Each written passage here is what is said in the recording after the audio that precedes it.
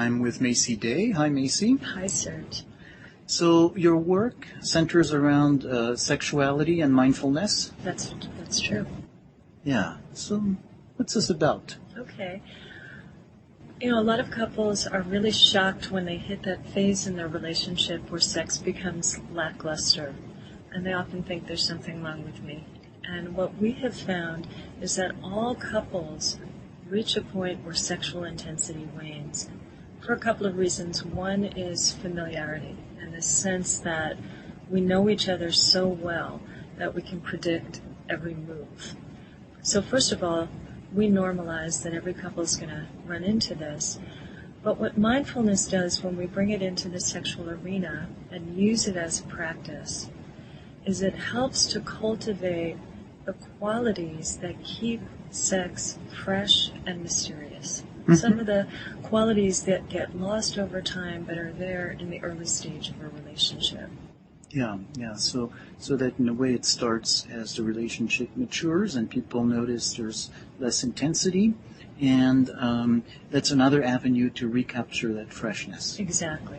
In fact, what tends to happen, and this kind of works against the couple, is that when they want to reinvigorate their erotic life, they often reference the sex they're having now against the sex they have in that highly libidinous charged, new, uninhibited phase at the beginning. And the romance phase, we're learning, is when passion is highest, and a lot of that is biochemical, but it's also that there's certain qualities that are happening when two people come together. There's novelty, there's a quality of chase, there's something forbidden there. And when you have an always available mate, those qualities disappear. Yeah.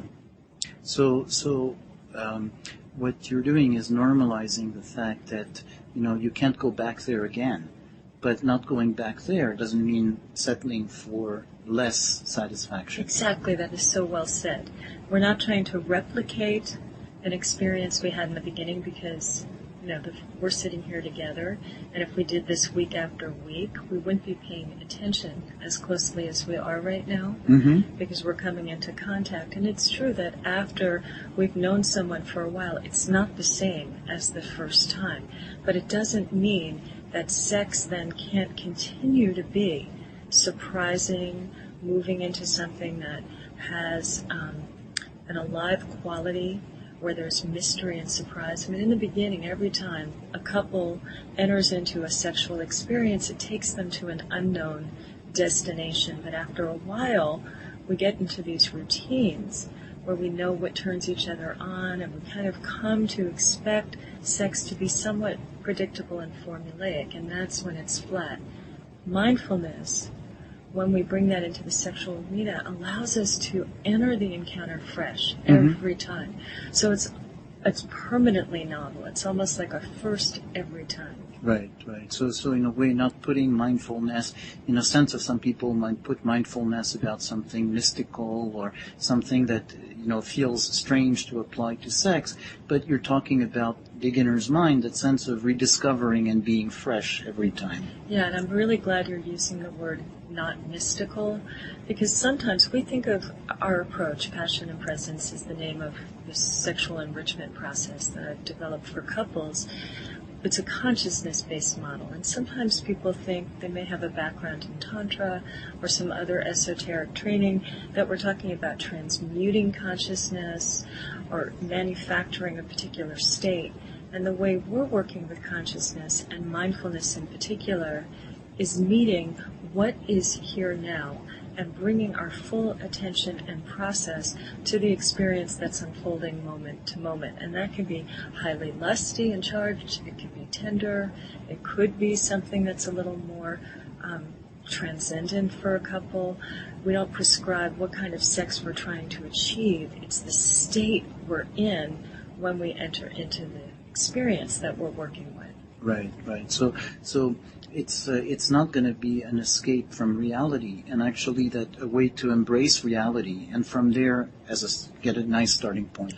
Yes, and again, that's really nice to point out how when couples start to experience low desire, and that's the number one sexual reason that couples go into therapy. Whether they go into therapy or on their own they try to locate some help, the first thing they tend to run into are what I call performance-based models. And these are models that are embedded in our cultural ideal to be bigger, better, and more. So we source out erectile enhancers and we learn techniques to have stronger orgasms.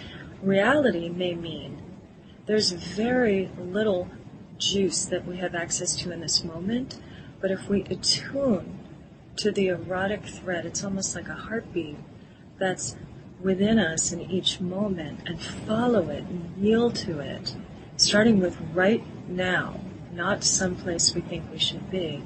It, again, will often take us into unexpected territory. Yeah, so that very strongly that sense that the present moment, the reality, is the exact opposite of the should. Absolutely. And if we get into the should, then we're underperforming already from the beginning. Yes, exactly. And, part of the performance-based model is this view that we've been steeped in for a long time. I love Masters and Johnson's. I mean, they took us forward in the understanding of the sexual response cycle, but it's also based on this idea that intercourse is what we're working towards, and so to get there we have to have arousal, then reach plateau, and that we're going to strive to have climax, and then we move into resolution. And so when couples enter into a sexual experience, from the beginning there can be these concerns of, am I aroused enough? Am I going to have an orgasm? Is this taking too long? Is this too short? As if there's some place we're supposed to be, as opposed to we're just here in this moment in a place of mutual exploration, even play, rather than performance. So, as you're describing this, it's something I have a visual in my mind, almost a caricature of somebody having a checklist, before an ASA launch. Yeah. This check, there's these stages that you have to accomplish before something can happen. And you're describing something that's about being in a state where something happens, but it's kind of a black box that you follow, yes, as opposed to following a procedure. Yeah, and I'd like to weave in at this point that the way sex is portrayed in the media, I have a colleague, Melissa Grace, and she uses this terminology, the Olympian imperative, where there's this mandate to be a 10 in all areas, including the sexual arena. And when we look at how sex is portrayed, it seems like people are having sex all the time, and not just sex, but like Cirque du Soleil-worthy sex. And when we compare what's actually happening in the bedroom and our own sexual experiences with those portrayals, the split starts to happen between our intrinsic eroticism, what turns us on, our bodily felt experience, and that checklist of how we're supposed to look, how we're supposed to sound. It's been 10 minutes, we should be at this point. And that whole mindset, from our perspective, only increases fears of inadequacy and sets people up in this loop where they are sometimes even avoidant of sex altogether because it's too anxiety-provoking. Right, but in a way, as you're describing it this way, we're kind of shifting away from sex per se and putting it in that larger framework where what has happened is the attention has shifted from sex to performance and to not being adequate. Yes, exactly. And so in a way, what room can there be for sex from that place? Right, so there's a number of people, Sheena Ogden, Barry McCarthy are a couple of well-known sex therapists who have helped broaden the view of what sexual activity is and encouraged us to look less at these goals and that performance model and more at finding fluid pathways to arousal and broadening our notion of what is sexual play so that it fits what's realistic and desirable for the couple. Mm-hmm. And that also supports how our bodies change over time. So yes, we're kind of suggesting a makeover around what we think of when we consider sex. Right. And so your two things is like you said, a different definition of what sexual is and that sense of fluid pathways as opposed to some kind of a rigid roadmap. Yes, exactly. Yeah. So, as we describe this, in a way I want to just ask in what way is it somatic? Great. Love that. So I keep using the word we. I've developed this program, but I co-facilitate these sexual enrichment retreats for couples with my partner, Hauke Weiss, who, as you know, because you've interviewed him, is a co-founder of the Hakomi Institute and the author of the Handbook for Somatic Psychotherapy. And I, too, am a somatic psychotherapist. So I think a lot about embodiment. And embodiment to me right now means living from the inside out, like inhabiting ourselves and attuning to the eroticism that is kind of moving through us. It's kind of like we're a vessel for this eroticism that has its own energy, its own expression.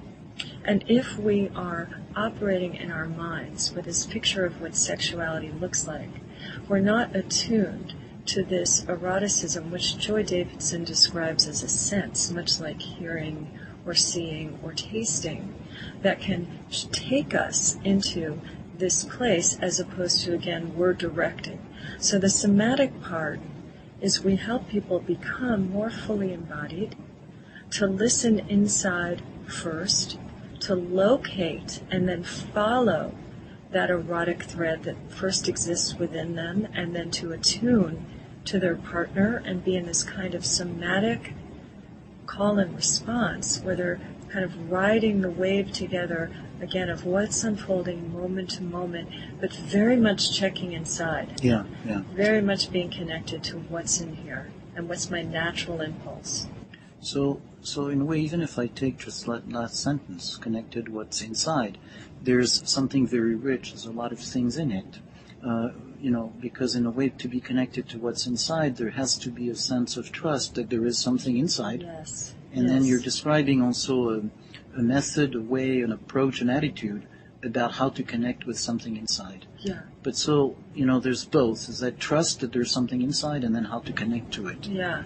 So I want to mention the practice as a couples practice, but I also want to say that this idea of a more fluid view of sexuality also supports a kind of phase we're in socioculturally where there's greater respect for sexual pluralism, the diverse expressions of sexuality.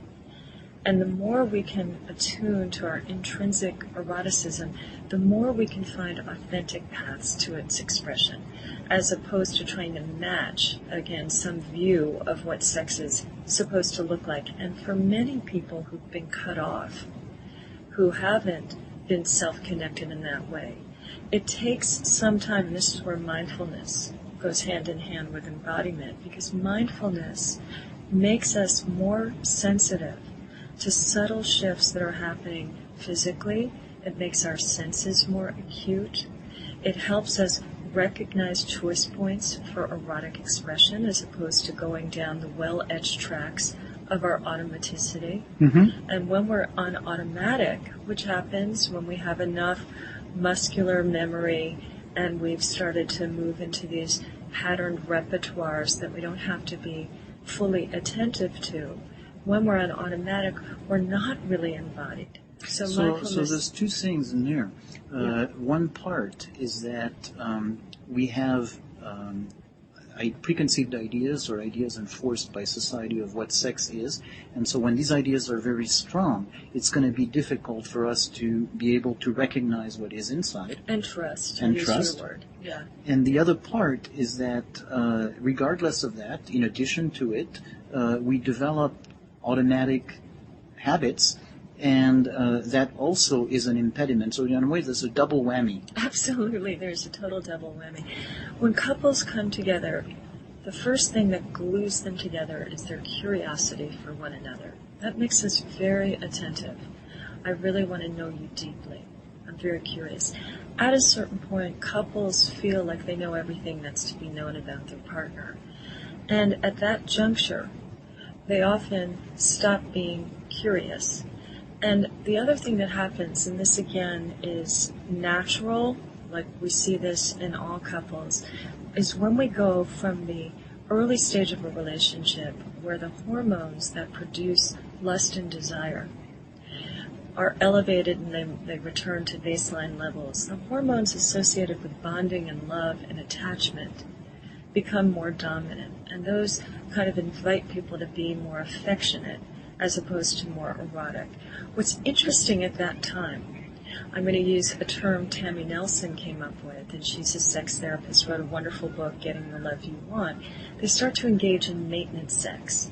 Sex that's kind of like on your to-do list, like anything else. It's like, it would be good to do, let's get this done. It's not exciting, it's not awesome. It may be pleasurable, couples may have orgasms, but it's more push button because I know what to do to evoke a particular response in you. And the more we develop these prescribed pathways to arousal, and the less curious we are, the more automatic we become. And what we know from neuroscience is that automaticity is something that gets stronger over time, and it becomes easier to fall into these patterned behaviors. So it takes some consciousness. This is why I'm saying it's a consciousness-based model, to be aware that this is a patterned response. Oh, there's some part in me that's afraid to follow this impulse. Oh, this is a choice point I wasn't even aware of, because normally those well-etched grooves of automaticity take me down the rabbit hole rather than me seeing all these potential trailheads. Mm-hmm, mm-hmm. And the context is it's actually part of the good thing. So because the part of the good thing is, as you said, as the couple gets to know each other better, there's more affection. And so it's just that, affection itself is desirable, but it's just that the other side of the coin of affection is maybe not wanting to take risks or to follow the curiosity. Yes, so two things to that as well. One thing Tammy Nelson likes to say is the old school thinking was if the relationship was good, the sex would follow. Mm-hmm. So couples therapists would work on building emotional connection and trust and caring. And what we're finding is, yes, that's important, but too much of that, Nestor Perel has really called attention to this, too much of that, we start to de-eroticize our partner. We don't see them so much as a lover. So the current thinking is we have to cultivate simultaneously these two tracks. And one track is the emotional connection, but the other track is the erotic connection. Mm-hmm. And once we're in that emotionally connected place, and you use the word risk-taking, there's a term I use that I call it safe sex. When we get to this point that we don't want to rupture the attachment by introducing elements that may be off-putting to our partner.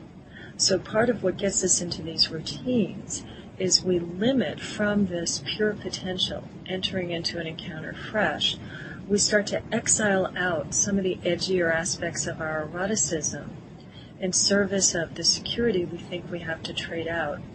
We have to trade out the excitement for the security we get in a committed relationship. So the way back in is to bring those aspects to be more what I call radically naked, mm-hmm. which is emotionally naked, with revealing the desires embedded in our erotic imagination. And that's mm-hmm. a path and a process, and that's why passion and presence is for couples, so that they can develop the safety and security on the one hand, to use the relationship as a theater upon which they can enact numerous erotic scenarios and give their erotic voice safe expression in their lovemaking. So in a way, what it is about is, you're right, the traditional idea that, there is a waning of sexual desire, validating it, and it comes with affection, it's normal. You're right, it's nice for the two of you as a couple to feel closer and so on, but remember, as you just are good friends, there is something where you're losing out on something. So it's not about avoiding being good friends and strengthening that kind of intimacy, but it's also that naked part of showing the vulnerability and that emotional connection of a different nature than affection. Absolutely. And for couples that are really perhaps anxious of the kind of self-disclosure and transparency that comes with radical nakedness, or even enacting some of the erotic scenarios and fantasies that live in their imagination, just beginning to dialogue around this suddenly helps me see that I don't know you as much as I thought I did, that there's so much more that's happening inside of you, and that reignites my curiosity and therefore my attraction to you, even if not a lot changes in terms of what we're actually doing in bed. Right, right. And so the interesting part is actually that how it works is as an individual, we know who we are in a way through the reflection we have of other people's eyes. And so there's a possibility of actually expanding on that instead of shrinking because, I can't really show that, I can't really show that. And so it's like the waning of desire is also a waning of who you are. Oh, that's so well said. I love how you've said that. And what locks that in place, sort of the lock for that waning of self and of who we can be, are sometimes implicit contracts that we make with one another to not put either one of us on edge. I mean, I expect you to behave this way because this is what I know you as being. This is what I married. This is what attract. I don't like who you're becoming. You know how you hear those things. But if we can see that our beingness is also fluid, just like our sexuality is fluid, just like what's unfolding here and now may be very different than what we did together last week, and what turned me on last week may not turn me on now, but turned me off 10 years ago may be very exciting to me now. Right. So it's that sense of, yes, let's not lock ourselves into these expectations that we be in a steady state. Right. So in a way, at the same time as there is the bonds of affection, this is not a prison where you can't grow from. This is a possibility of actually growing, while at the same time having that closeness. And I would go further and say it's not just a possibility, it's built into the design. People like David Schnarch say desire problems are people-growing machines. Because if a couple views this kind of phase in their relationship where they've lost interest in desire, and they see that as a crisis or an inevitability, but if instead they see that as a catalyst to come back to life, not just in the sexual arena, but re-inhabiting their fuller self, that's very exciting. And that's, again, why I love doing this as a couple's path or project, where we're supporting each other in inviting these parts of ourselves to have fuller expression rather than dampening them down by saying, oh, that scares me. Would you please be the way you were 5 years ago? Yeah. So then these kinds of problems are just an invitation to say, okay, so, things are changing and there is room to grow in Absolutely. it. I really, this is where mindfulness can heal issues, can breathe new life into a relationship that's fallen a little flat, but also support transformation by inviting us to move into a more differentiated, more complex self where there's more aspects of us, again, that can have expression in our world. One of the things that I heard Esther Perel say many years ago is that when people have affairs, they often do so because they want to give expression to a part of themselves that doesn't have play in their regular life. And so one of the techniques that's part of passion and presence is called parts play, where we find a way to let aspects of ourselves that don't show up in the role of mother or husband or parent or just household manager show up in the bedroom.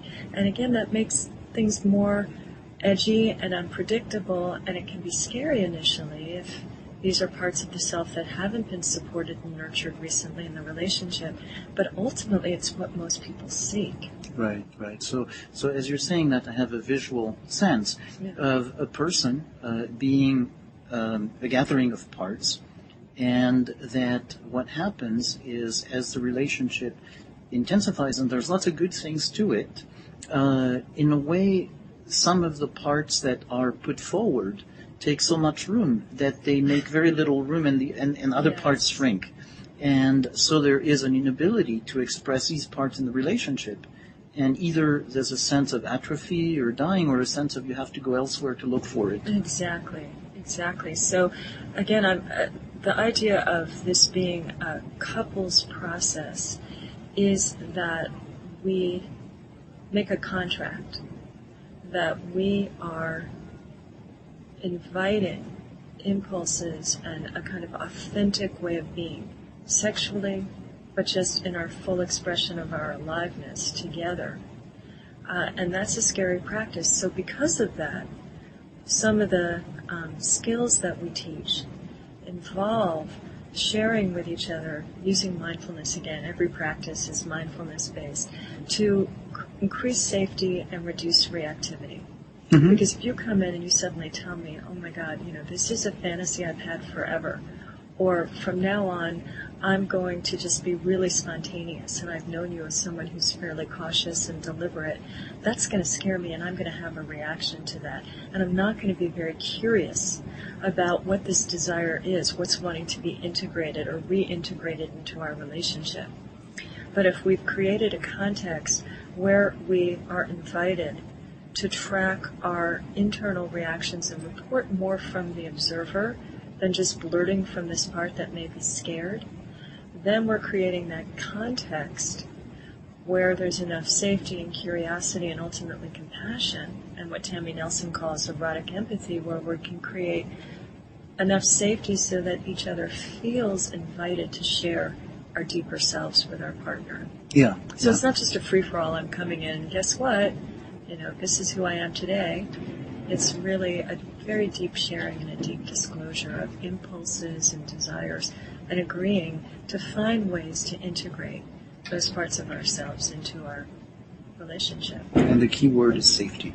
Key word is safety, but safety along with that kind of commitment to unprotected sex, that radical nakedness. So maybe the right word might be, because of the bad connotation of safety, we identified it as a prison there, yes. But maybe a sense of respect, that there is a possibility of respecting each other, that, there are needs, but that there's, each person's needs are going to be respected, or each person's fears. And there's not going to be either an intimidation of somebody bringing in their desires as being a tyrant. Absolutely. But not somebody's fears being a tyrant either. Yeah, and one of the practices that we use around mindfulness is exploring aversions. So if there's a lot of activities that we fantasize about, that we've exiled from our sexual repertoire, and we want to start to bring them in, well, we've exiled them because perhaps earlier in the relationship we've gotten the direct message that that thing makes me uncomfortable. I don't like it. And normally when there's something we don't like, it's sort of a knee-jerk thing of don't even want to go there, don't want to talk about it, don't want to be curious about it, don't want to explore it. But again, when part of the contract is let's mindfully create an experiment, we call this mindful co-investigation, where I can be the stimulus or trigger and you can study what your aversion is. The intent is not just to say, okay, let's just override our limits and whatever somebody wants is fair game. It might mean that we establish firmer and clearer boundaries, but the exploration has created more intimacy and connection, understanding, and awareness. Right. And as you keep explaining this and going into the territory of going beyond aversion, going beyond fears, it becomes also clearer that mindfulness, as you're talking about it, is a way to ground the exploration, because it's about paying attention to bodily sensations and that kind of information, yes, as opposed to staying in your head. Yes. And so that's kind of also related to the safety. Absolutely. I'm a certified Hakomi therapist and trainer, so I come out of that tradition. Passion and Presence has imported a lot of the processes of Hakomi experiential psychotherapy, and one of the skills that we use is called mindful self-study. And that relates to if there's some experience, and it could be a physiological experience, a sensation, an impulse, an emotional reaction is showing up, that I pause, turn my awareness inside, I linger with my felt experience long enough so that I can discover the information embedded in that experience. Mm-hmm. So yes, mindfulness is the core of helping us be more embodied, and creating the kind of safety and trust we were naming sometimes gets lost in the beginning. Yeah. And so as you're describing it as that program of self-study, experiments for self-study, mm-hmm, there is something about both people being involved in that process, Yes. where the process is about each person individually and about sharing it. Yes. So there's also a way in which it's about expanding the room that each person has and expanding the relationship in that way. Absolutely. So mindful self-study is I'm going to take the time to explore what is this trigger. Something happens when we're making love that gets ignited in me that causes me to shut down or stop or to go into some state that's really uncomfortable. Since I'm likely to hit that spot again and again and again, I can choose to override it, I can numb out, I can get resentful and angry, I can avoid sex, or I might say, you know what, I want to look into this, I want to investigate it. Another step, as I just mentioned, is we might set up an experiment intentionally. It's a consensual, co-created experiment where we just take a little piece of that stimulus that's threatening for the intent of me learning more about my implicit process around that, making that more explicit. And then it can be something that we share and we have mutual understanding around, and that can inform how we want to integrate that or organize around that experience when we run into that again. Right. And so there's even that, as you describe it, is something that's about, a sense of respectful negotiation. Yes. But also involves a sense of that awareness of bodily sensations, so that you don't go farther than you can. Absolutely. So that's again about mindfulness being with what is unfolding moment to moment. I might enter a sexual encounter feeling quite alive, quite erotic, and then something shifts in the energy where it's not fully alive. The non-goal approach means we don't effort at that point. We might pause, we might turn inside and see what's happening. Is there some other impulses showing up, or would it be better to just let this go for now and come back to it later? Conversely, I may enter into an experience not feeling that erotically charged, but my partner starts to express some energy, and I attune to that and feel that and evoke some response in me that takes me into a direction I didn't foresee at the beginning of the encounter. But part of it is, at any point of the way, either person can say, I need to pause and study this, or I'm not quite comfortable, or this isn't feeling authentic to me right now.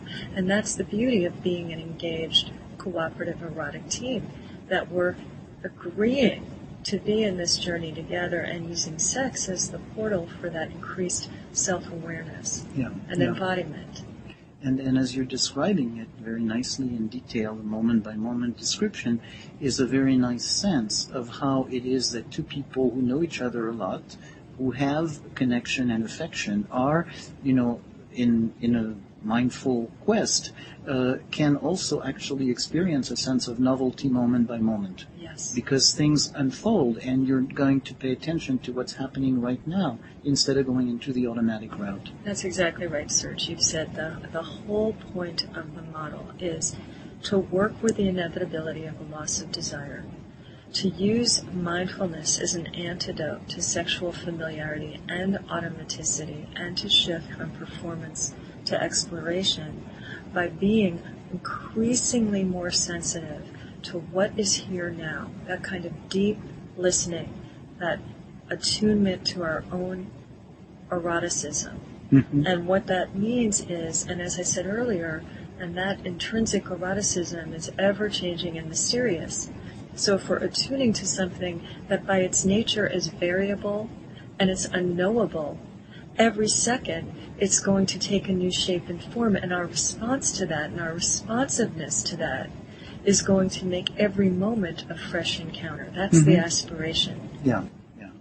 And that's a shifting of focus, and in a way, instead of keeping your focus on what's old and what you expect, is being able to shift the focus on what is new.